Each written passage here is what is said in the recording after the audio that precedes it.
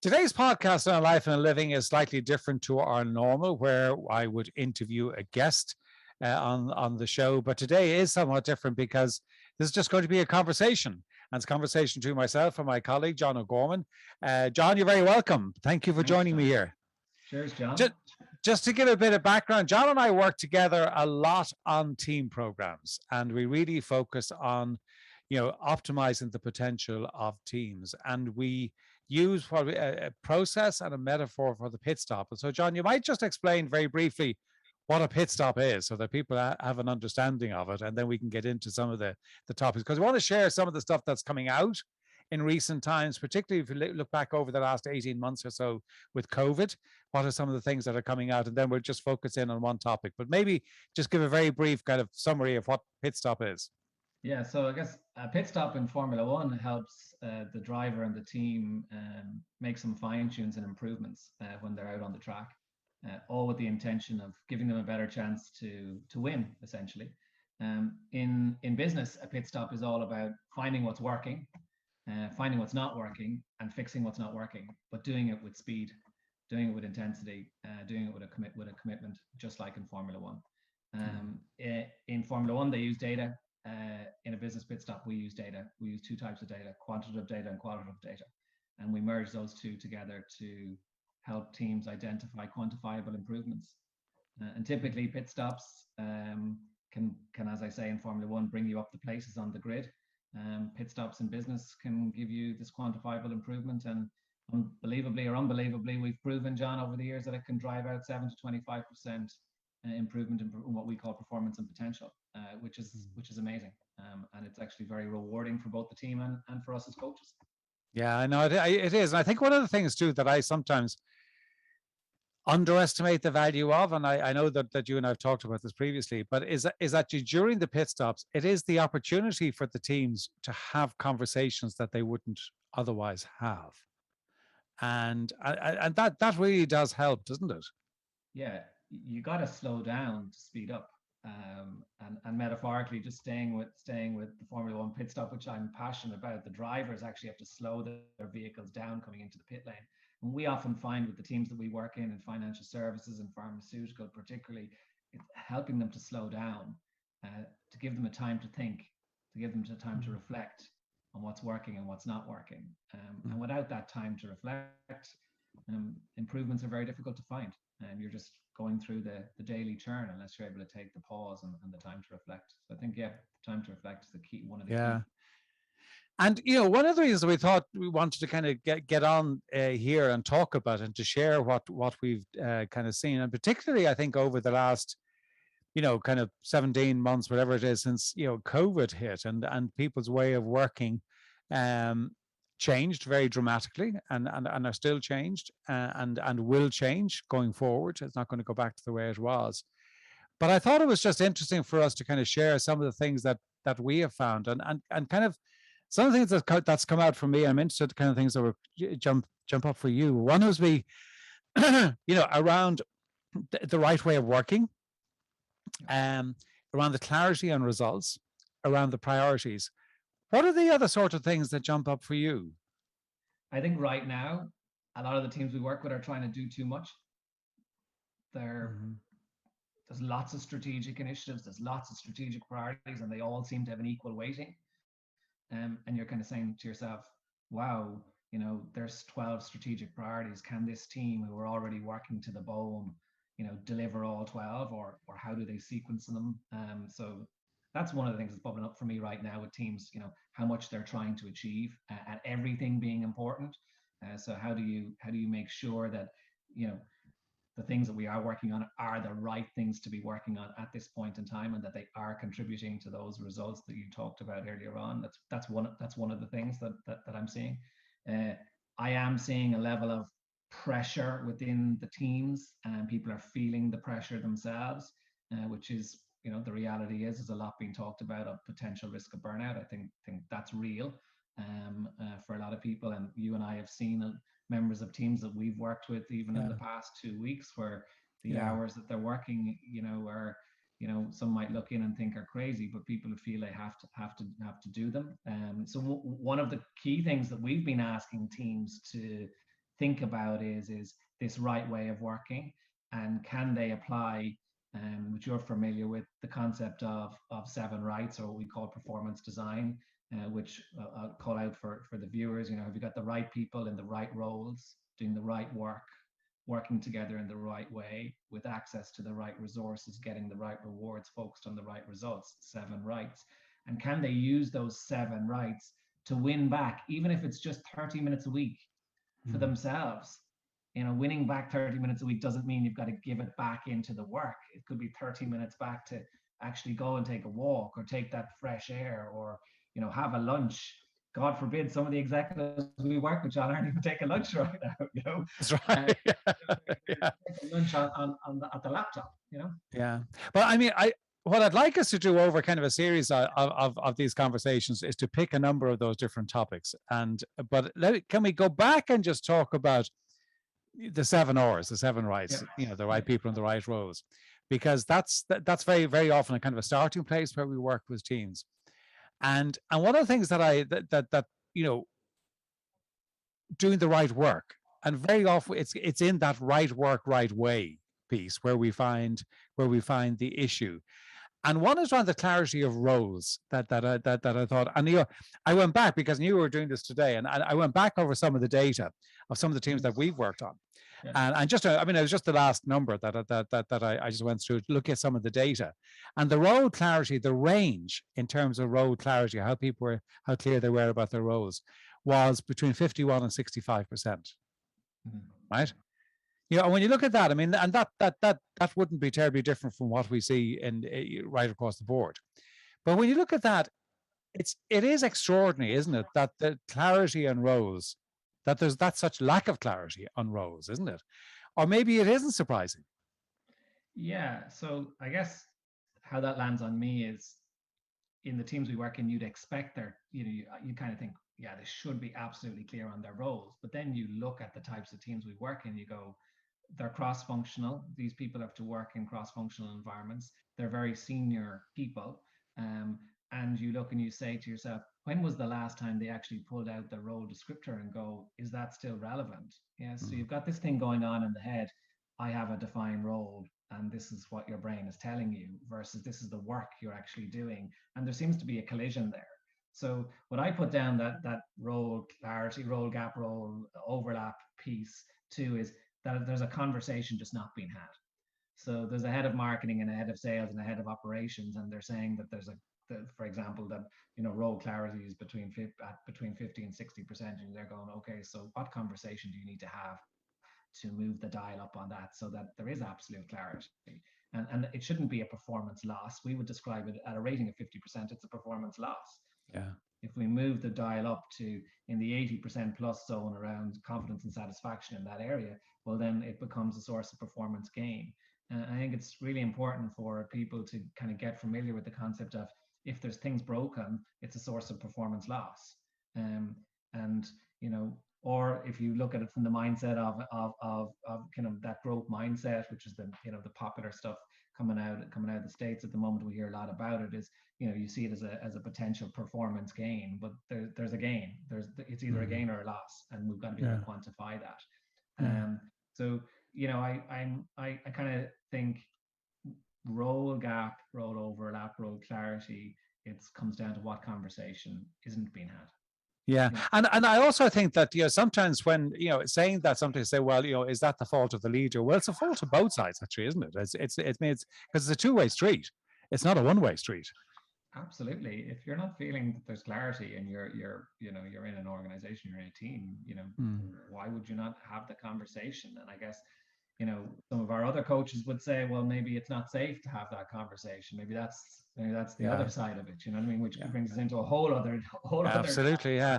But is there also, John? Is there also this kind of, because there's clarity, okay, what you look for, but there's also the ability to manage a certain amount of ambiguity as well, isn't there? Because particularly in organizations now that are shifting so much to kind of matrix type organization. Yes, your role can be clear, but there is also that you need to have the ability to deal with some ambiguity. Absolutely, you do. Absolutely, you do. You need. It can't be just perfectly. It's not just black or white. You know what I mean? Yeah. It's not just specifically written down there. This is what it is. So I couldn't agree more. You have to be able to deal with some ambiguity, and then that comes back down to, okay, well, you know, deep rooted behaviors in terms of, do we know how to deal with ambiguity? Have we even considered how we deal with ambiguity now when we're in, we'll say, when if an executive is in their 40s versus when they were in their 20s. Mm. It's so there's a lot to unpack with people around dealing with ambiguity. I think, if you go back to when we were all very young ourselves, didn't we love the ambiguity? Didn't we love the exploring? Didn't we love the curiosity? And that word, you use it a lot in pit stops, and I use it as well. Curious. Where's the curiosity gone? Yeah. Yeah. If we see something ambiguous, why do we step away from it versus stepping into it and go, great, let's be curious. Let's uncover the possibilities in the ambiguity.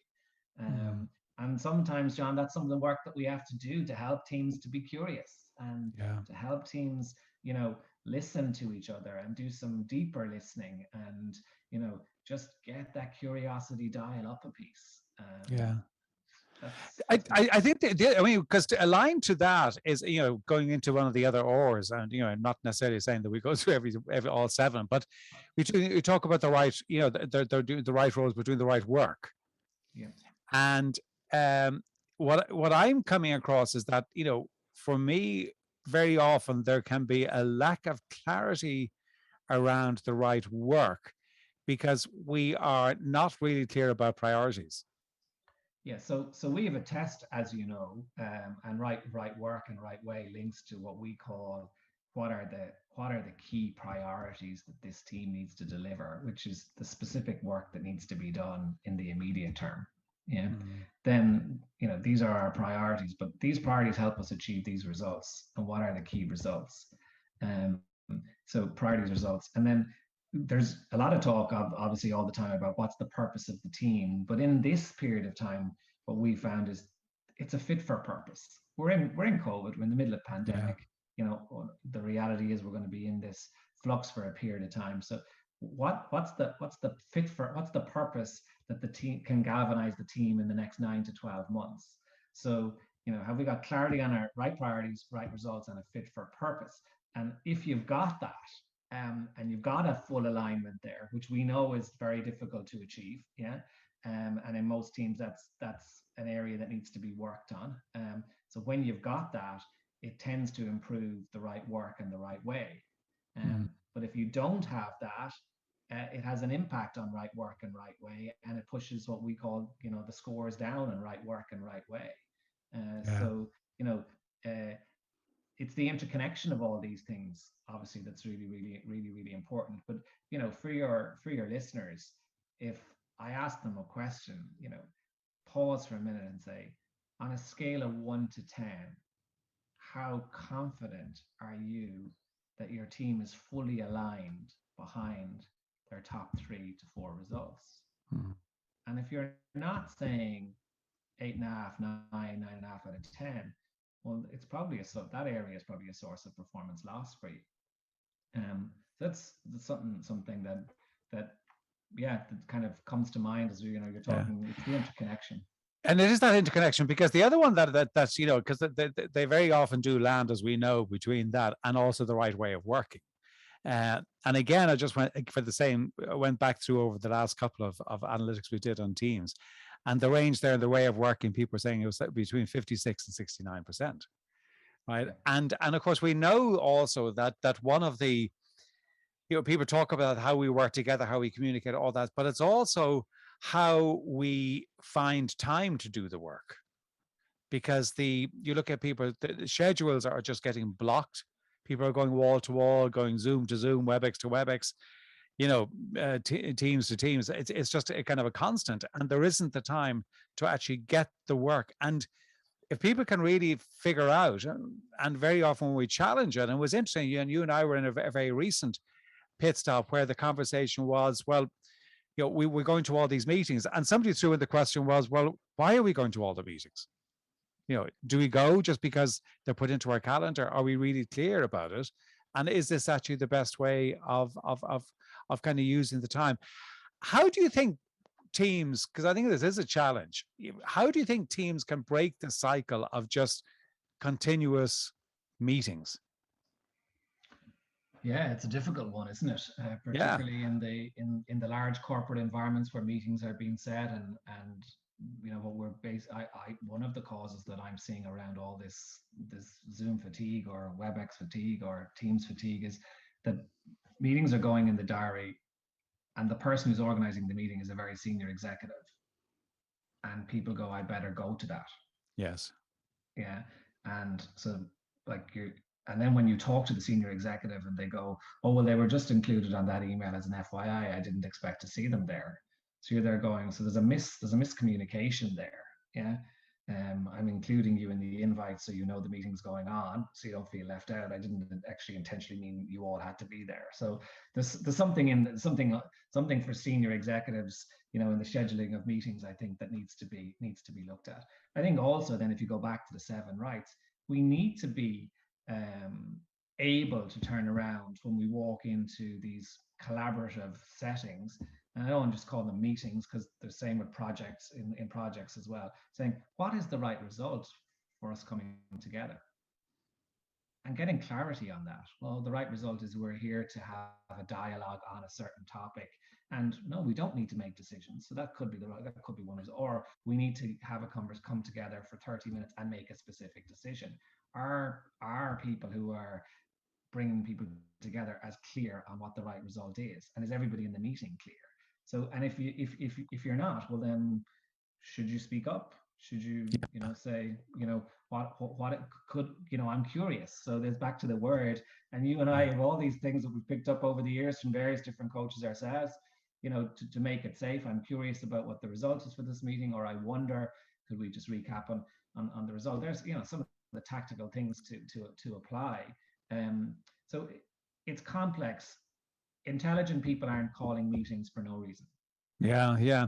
I think one of the things that and you and I talked about this previously, that I mean, it is anecdotal. I don't know if this actually is fact, but I'm told that in Amazon, at the beginning of every meeting, in every internal meeting, they start off by actually just saying what the purpose of Amazon is, and then the question is, well, does this actually fit into the, how does it how help? relevant is this to no, I don't know if I don't know if that's actually true, or that's just a good story. Yeah. But I just thought it's an interesting one of actually, just because it does give you a kind of a check-in to see if it's relevant.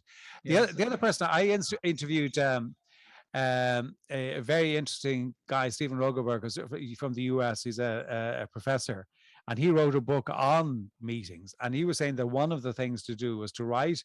I mean, there are lots of things, and some of the things that you mentioned, but one of the things he was doing was to write the agenda as a series of questions, as opposed to just bullet points. And then you can be, well, did we answer the question? What's the question you're looking to get an answer to? Yeah. Which I think is just an interesting, kind of interesting twist on that, because it does then help you say, well, what are we actually trying to resolve? What is, it helps us to kind of come back to your point about the purpose of the meeting and the output. And then also, I think the other issue is that, again, you touched it there, but it's just, does everyone need to be there? And it goes back to the right people. Yeah. I mean, we've often said we're working with teams, is that if they adopted the 7 R's, just for themselves, just do it for themselves, for meetings, for things they're doing. Am I doing the right work today? Am I delivering the right result today? Am I have we got the right people in the room? All of that sort of thing. If they can apply the 7 R's, then it's a huge, it can make a huge difference. It does also, I think, come back to creating the space. And it's, I said earlier on, that very often the huge value that people get from the pit stops, that sessions that they go through, is the conversation. So we've a new phrase in our business: the conversation is the work. Yeah. Yeah. So the conversation is the work. When we come together in a pit stop, we're talking about things that are important, which is either the team or the critical initiative that they're trying to deliver, and that is the work. The conversation is the work. But we have to get to a point of having a realistic view of where we're at.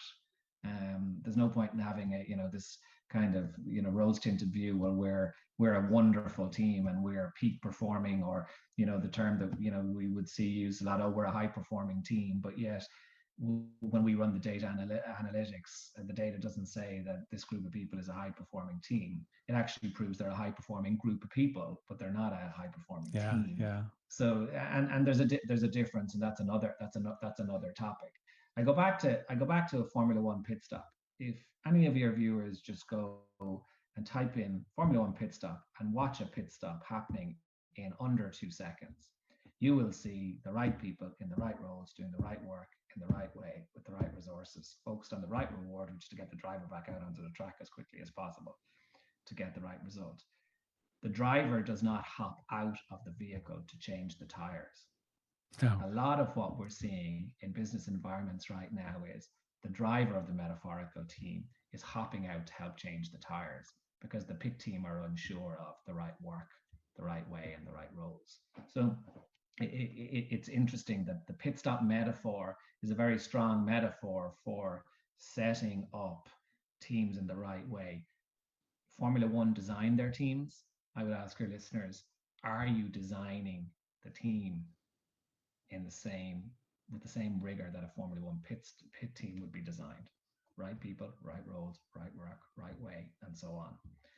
So you got to design teams, and there's so much written, John, that you're aware of, and the clients that we work with are aware of, that if you're bringing high quality people together that have done great work and great projects, it is difficult to bring really top quality people together, and just form a team like that. You've got to work at it.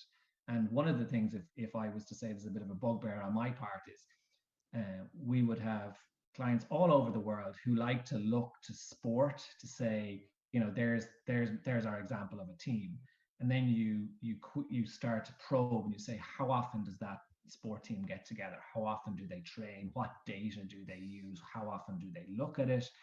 What are they trying to improve? Their set plays, etc. That's what you need to do in business. You need to do all that, and that is the work. That's the work to get the team to perform. But again, the beauty of what we're trying to do is we're doing it in a way that's saying, okay, if you come together, we'll help you find things that can make the improvement. And I think we had one example.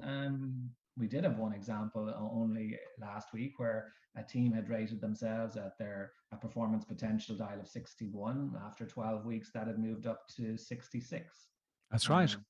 So that's a 5% performance gain. Now, for the people who are financial people, what does that mean? Well, we can run numbers to help you understand. Yeah, exactly. In terms of the cost on the team. But think about that gain in terms of energy, engagement, motivation, exploration, just that sense of people going, I'm part of something that's moving in the right direction, and momentum, progress. So, right way of working and right work. One of the things, the simple things, right work. Are we tracking our progress? Are we celebrating that progress? And in some of the most well-established industries in the world, the practice of tracking progress at the team level isn't as strong as it possibly should be. Yeah, and I think the other thing is this piece around celebration, of being clear about the celebrating and getting the wins, but also making sure that we don't say, okay, well, we only celebrate about one win, right? And we pick one thing. We've got to be able to celebrate as we go along, and I think that's a huge piece of it. Absolutely, and what bubbles up for me there as you're talking is the power of thank you. Yes, the power of thank you, of not just, some leaders are saying to us, I've realized I'm thanking the person in a one-to-one. But some people need the thank you in the wider group. Yeah. And again, this is why we link it to Formula One. Watch it this Sunday, when at the end of how they celebrate. Yes, they celebrate with champagne. One of the things they do is, it's not just the driver that celebrates. The driver and the team decide who else goes up on the podium with them. Yeah, exactly. The head of engineering or the communication. And that excitement when there's a win, and how do we get that excitement into the teaming environments that we're in, or even the long-term projects. Like, our clients they're not working on near-term things, they're working No, on I mean, and it's innovation. difficult. It's difficult to sustain over the long term. I mean, that's just kind of human nature. It's just very difficult to sustain. So we've got to keep on finding the opportunities to do that. But good place to finish in terms of, because I think the other point of Formula One is that which I always find interesting, is that, I mean, it's, people see it as glamorous, it's a huge amount of money. But I think one of the things that I find interesting is that in the teams, they invest as much money in the team as they do in the car. Whereas people always think that all the money goes to the car and the driver. It doesn't. The investment actually goes into the team. The investment goes into the team. And the other thing is they are very strategic. These organizations are very strategic, the Mercedes, the Red Bulls, even the teams at the back of the grid, Williams right now, they are medium-sized enterprises that have strategies and that they link into various different time horizons. But as you say, they come back to, it's the people, the process, the technology, the innovation, the data, but the people are key element. Absolutely. Good place to finish this, John. We'll get back together and talk about other findings that we were discovering as we worked through with different teams. So catch up again real soon. Great, John. Nice to speak to you.